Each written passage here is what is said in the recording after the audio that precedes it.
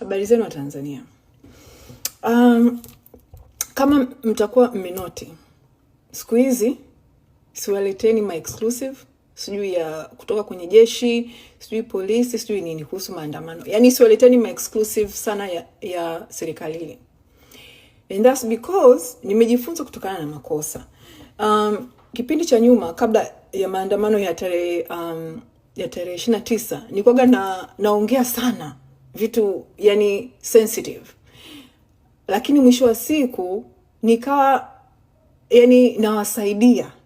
Yani nawasaidia Samia na watu wake kwa zile information nilizokuwa nazitoa hapa. Yani of course ilikuwa important mimi kuwapeni nyinyi zile information, lakini pia nilikuwa nawasaidia wale. Yani walikuwa wanajipanga kutokana na zile information nazotoa.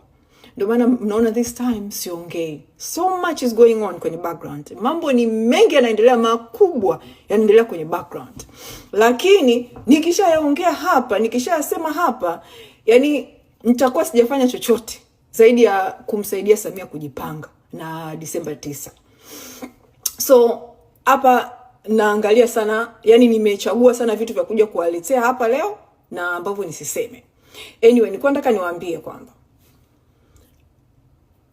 yale maandamano ya tarehe 29 mambo mengi makubwa yalitokea ambayo wananchi hamyajui.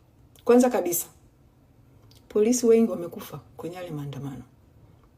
Ni vile hawajasema, hawajaongea, ila askari wengi wamekufa. Wanajeshi pia wamekufa kwenye yale maandamano. So wananchi, wanajeshi pia wamekufa.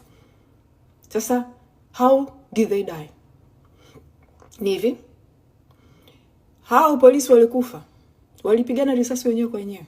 Kuna polisi walikuwa wanapiga risasi polisi wenzao. Why? Kuna polisi ambao walikataa zile order za kuua. Kwa hiyo wakashoot wenzao ambao walikuwa wanashoot wananchi. Same thing na wanajeshi.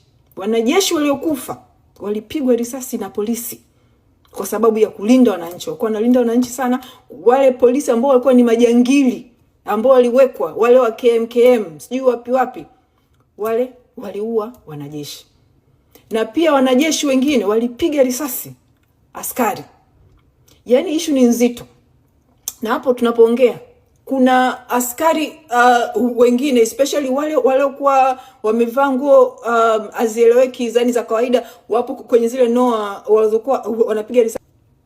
Wale ambao walikuwa wanapita kupiga risasi, wengine wamekamatwa, wanashikiliwa na jeshi. Samia anaforce waachiwe, anataka waachiwe kwa sababu wengi waliokamatwa na jeshi ni vijana wa yule Mafwele, wako jeshini, wamekamatwa. Samia anataka waachiwe. Guys, siku Samia tutakapomtoa Samia madarakani, which is gonna be very soon, serikali itaongea ukweli. Itawaambia hichi ninachowaambia, kwamba kuna askari wengi walikufa kwenye yale maandamano ya 29. Na kuna wanajeshi walikufa. Yaani wanajeshi hawakuwa wengi, lakini askari wengi walikufa kwenye yale maandamano. Lakini wanajeshi pia walikufa kwenye yale maandamano. Na sio kwa vifo vya wananchi, wenyewe kwa wenyewe vile vyombo vya usalama. Unaona? Sasa ni hivi. Tarehe 9 Disemba inaenda kuwa mbaya. Inaenda kuwa mbaya kwa sababu this time watu wamejipanga. Unajua maandamano yale ya kwanza ya 29 hakuna mtu alitegemea Samia anaweza kuwa na ushetani ule wa kutoa order ya wananchi kuuawa. Unaona? Yaani ni kwamba mpaka kuna askari ambao wako kwenye jeshi la polisi walikuwa shocked na walikataa zile order. Unaona? Na wanajeshi ndio walikuwa shocked kabisa sababu hawakutegemea risasi, wananchi kupigwa risasi. Walitegemea vipigo, vinini, afu wao watawalinda. Hawakutegemea watatokea watu wanapiga risasi, wanafanya nini? Hawakutegemea hicho kitu. Sasa this time wamejipanga kwa sababu wanajua kwamba Samia ni mnyama kiasi gani, ni shetani kiasi gani. So this time wamejipanga. Ndio maana nasema this time haitakuwa nzuri. So it's important. Jamani, nyie wenye influence, wazee, wanani, it's important. It's important hii serikali mkakaa nayo. It's important ikatafutwa njia ya kumuondoa Samia kabla ya 9 Disemba. Ikatafutwa njia yoyote Samia kuachia nchi kabla ya 9 Disemba. Because inaenda kuwa mbaya. Nawaambieni mimi. Sasa hivi kuna polisi, yani ndio maana sitaki kuongea too much sababu nitawasaidia ndugu zangu. Nitawasaidia, sitaki kuongea too much ndugu zangu. Ni hivi, kuna wanajeshi sasa hivi wamekuwa suicidal. Navyokuambia, kuna wanajeshi wamepata depression, wamekuwa suicidal, wanataka kujiua ndugu zangu kwa sababu ya kuruhusu wananchi kuuliwa vile. Kuna wanajeshi sasa hivi wanajisecond guess. Kuna wanajeshi sasa hivi wanajisecond guess, especially baada ya Samia kuwaingizia zile hela. Mpaka wanauliza tunazirudisha wapi? Tunazirudisha vipi? Wamekuwa suicidal, wako so guilt ridden kwa sababu ya kuruhusu vile vifo vilivyotokea. Kwamba they didn't do enough. Yani wanajilaumu. Kwa maana hiyo this time hii ya pili wamejipanga vibaya mno ndugu zangu. Wamejipanga kupambana vibaya mno na haya mauaji.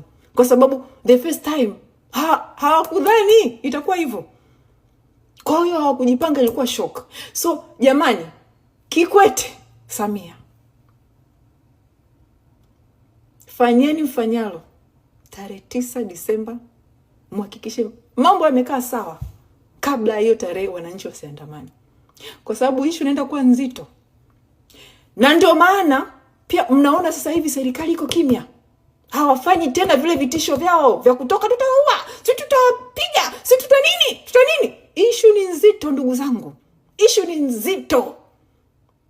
ni nzito. Kuna wanajeshi bado wako na Samia.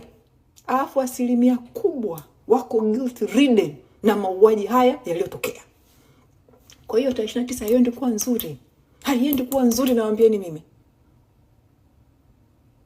Kwa hiyo serikali, kina Kikwete, watafute jinsi yoyote, njia yoyote, waiachie hii nchi kwa amani. Kwa sababu tarehe 9 wananchi watakapotoka ndani. Ndugu zangu, like I said, sitakuongea mengi. Lakini nitaka niwaambieni hicho kwamba issue ni mbaya. Issue ni mbaya jeshini, issue ni mbaya mpaka polisi. Naambieni mpaka polisi. Polisi wako wengi wako guilt ridden kwa yale mauaji.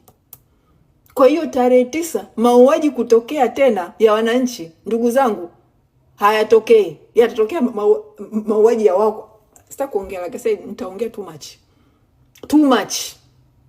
Lakini ni lazima hii serikali Samia aachie nchi kabla ya tarehe 9 Disemba ndugu zangu. Lazima tarehe 9 Disemba Samia aachie nchi. Kwa sababu it's gonna be bad. Ni hilo nilikwenda kuambia.